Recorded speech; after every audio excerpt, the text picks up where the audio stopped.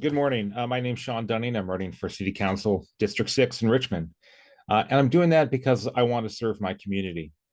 Uh, I'm actually fourth generation Bay Area, but my story is one of really traveling the world, understanding conflict, developing a deep passion for collaborative problem solving, and coming back home to serve in that way.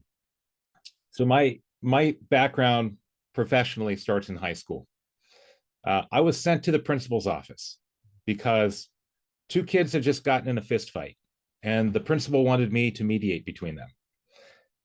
It's just who I am. I don't know why. Maybe it's because I grew up in the middle of five kids, but that's what fuels me. That's what feeds my soul, is helping people get along more effectively.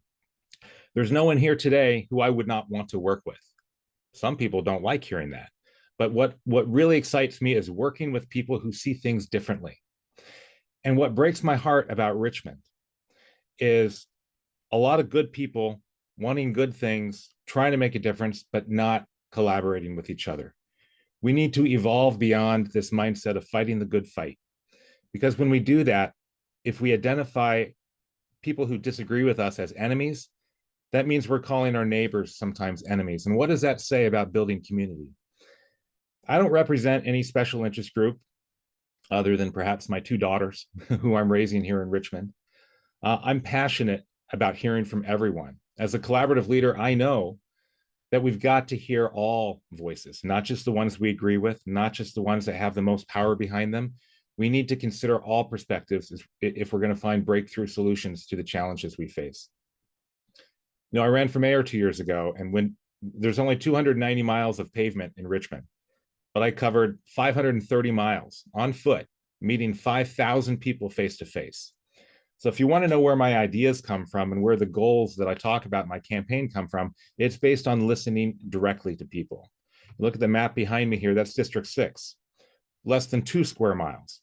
But in the last several months, I've already run over 225 miles, delivering notes to 8,000 people face to face.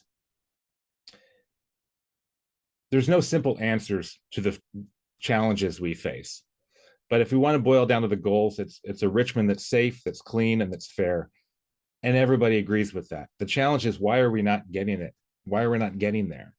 And I believe it's because we're not actually listening to each other. We don't have leaders who are holding the space for all voices.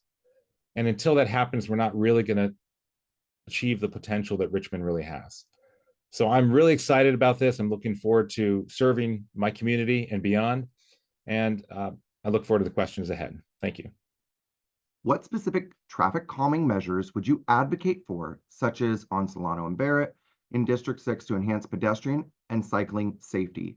And how would you involve local residents in identifying and implementing traffic safety improvements in other key areas as well in District 6? 2 minutes. Traffic safety, traffic calming. This is all obviously on a lot of people's minds. If you're on Barrett Avenue, very often you might see people decide to use the center lane, the left turn lane, as their own personal expressway, barreling down Barrett Avenue at 70 miles an hour. I've seen it many times. I live on Clinton Avenue, where I see people blow through the stop signs going 60 miles an hour. There's a roundabout that was put in by Berg Park at 30th and Clinton years ago, which is great. It's now become a level 10 video game challenge for the people who like to spin donuts around it, because it's much more difficult. So I'm all for whatever we can do infrastructure wise, but it's kind of like whack-a-mole. Are we going to put a roundabout on every single intersection?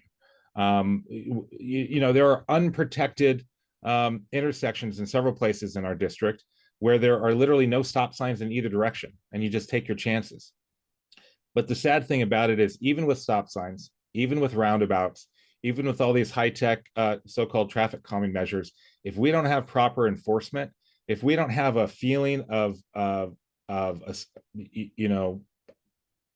social norms by which it's simply unacceptable to go 70 miles an hour down Barrett, then I don't really know if any of this is going to change. So, police are not the answer to everything, certainly, but we need at least a reasonable level of presence of traffic enforcement to to have some of these people realize that Richmond is not just a free for all place where you can go around spinning donuts and drive 70 miles an hour wherever you want. Uh, we can talk more about details on that, but frankly, I think we need to up the level of enforcement. Thank you. Okay. San Pablo Avenue is a key corridor within District 6. What is your vision for its revitalization, and how would you ensure that economic development along the corridor benefits all residents, particularly small businesses and historically marginalized communities? I'm going to have Claudia first. Shawn? Yeah, so some of the newer businesses on San Pablo, Factory Bar, Tacos El Tucan, Catahoula Coffee, El Jardín. I consider them pioneers, for the future of small business on San Pablo Avenue.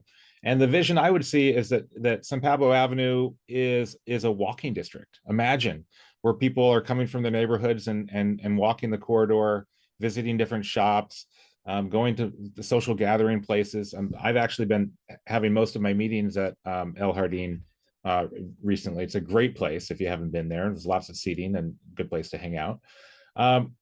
That's the vision. Now the question is, to get there, what do we need to do to make it more attractive? What do we need to do to make the atmosphere more safe for average residents to come out of their homes and hang out and walk up and down the street?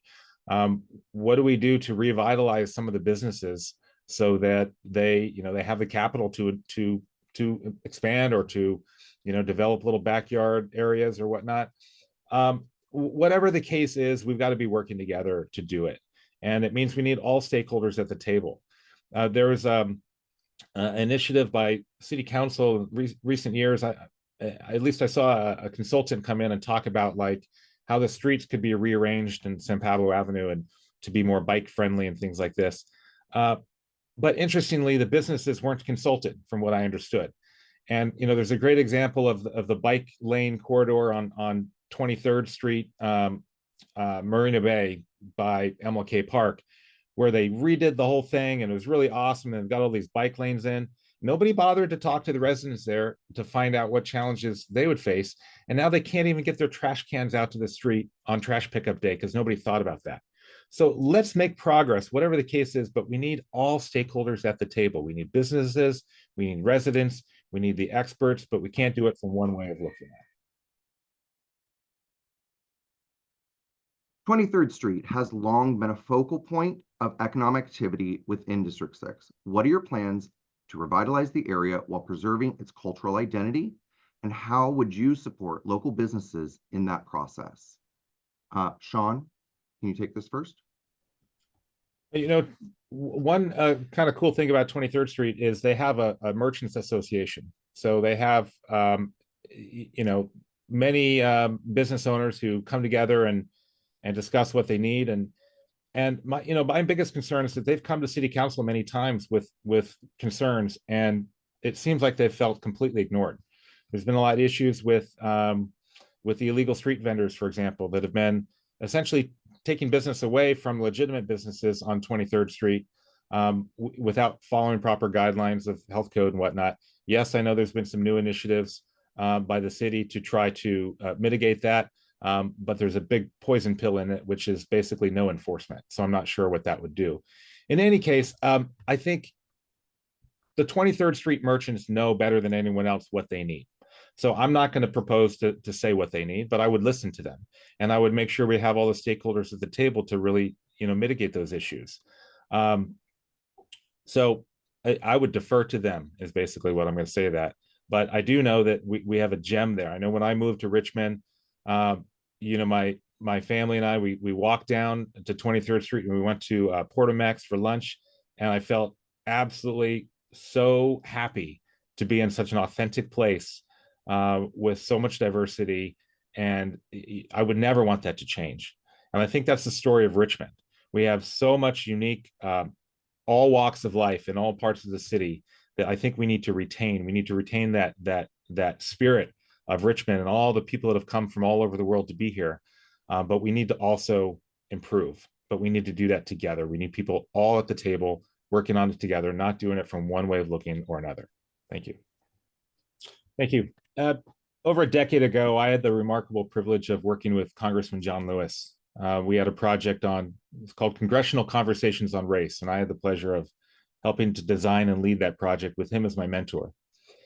And I was around the congressman quite a bit, and he would often talk about how, from his perspective, national level, we're all in the same house, in the American house. And he was very much a peace builder, a uniter, and that's what inspired me. And I'd like to think of Richmond and West County as being in one house, which means we can't demonize our neighbors because they see things differently from us. We got to work together.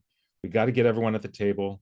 We got to work toward a future we all believe in. And I'm sure that's why I'm endorsed by all the mayors of the surrounding cities of Richmond, former mayors of Richmond, several labor councils, including the Contra Costa Building Trades Council, and many other residents all over.